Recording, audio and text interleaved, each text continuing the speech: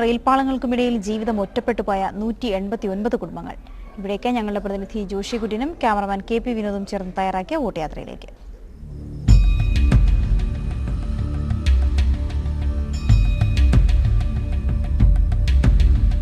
ഞങ്ങളുടെ പിള്ളേര് നിത്യ സാധനം വാങ്ങിക്കാനായിട്ട് ഒരു കടയിലോട്ട് പോകണമെങ്കിൽ ഈ 2 റെയിലും കഴിഞ്ഞ് അപ്പുറത്ത് പോകണം. അത് വാങ്ങിച്ച് തിരിച്ചിങ്ങ് വരുമ്പോഴത്തേക്കും ട്രെയിനിൽ അടികൊണ്ട് മരിച്ചുപോയി.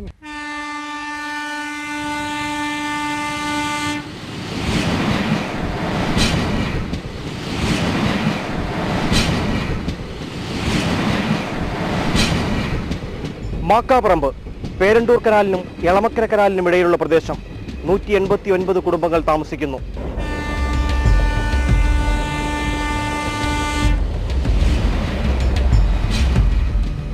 ഈ ട്രെയിനാണ് മാക്കാമ്പറമ്പുകാരുടെ ജീവിതത്തിന് വിലങ്ങുതടിയാവുന്നത്. കാരണം അവർക്ക് ഈ റെയിൽപാളം വന്നതോടെ ഇവിടേക്കുള്ള എല്ലാ യാത്രാമാർഗങ്ങളും അടഞ്ഞു. പുറം ലോകവുമായി ബന്ധപ്പെടാൻ അവർക്ക് യാതൊരു വഴികളും ഇപ്പോഴില്ല.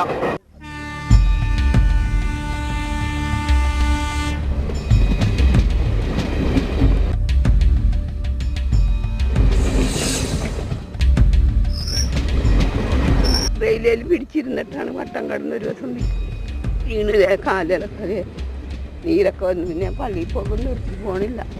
പള്ളിയിൽ പിന്നെ മാത്രം കൊച്ചുങ്ങളൊക്കെ ഇവിടെ ഇതുങ്ങളൊക്കെ പോണത്. ജനങ്ങൾക്കുടെ സഹായം ദൈവത്തിൻ്റെ അനുഗ്രഹം കൊണ്ടാണ് ഇതുങ്ങളൊക്കെ അങ്ങോട്ടൊക്കെ എത്തണത്.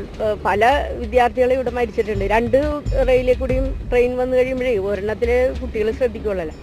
അങ്ങനെ പല കുട്ടികളും മരിച്ചിട്ടുണ്ട്. മാത്രമല്ല ഒരു രോഗിനെ കൊണ്ടുപോകണം ഞങ്ങൾ ചുമന്ന് അപ്പുറത്ത് കിടത്തെയാണ് കൊണ്ടുപോകുന്നത്.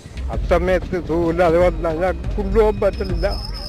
ഇത് അത്രയും വിഷമിച്ചങ്ങള് കിടന്ന് ഒരു അസമയത്ത് കിടന്ന് നോളോടിച്ച് അതിലൊക്കത്തെ പിള്ളേർ ഓടി വന്ന് ഞങ്ങളെ എടുത്ത് ഒരു കട്ടിലേല കസേരമ്പല എടുത്ത് റെയിലിനടുത്ത് വരുമ്പോഴത്തേക്കും വണ്ടി പാസ് ചെയ്തിരിക്കും.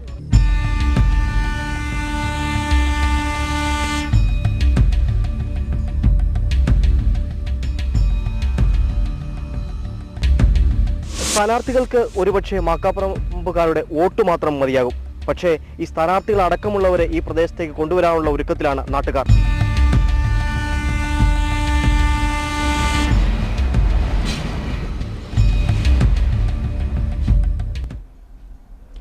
കണ്ണൂർ എന്ന് കേൾക്കുമ്പോൾ